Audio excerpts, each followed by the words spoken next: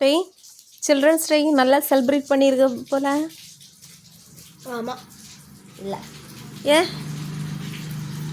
முறையே இல்லை. கொஞ்சம் தான் செலிப்ரேட் பண்ணியா? நீ நல்லா என்ஜாய் பண்ணியாடா? ஆமாம், நல்லா என்ஜாய் பண்ணேன். ஓகே. அது ஒரு டைரி மில்க் கிடச்சி. சாப்பிடு சாப்பிடு.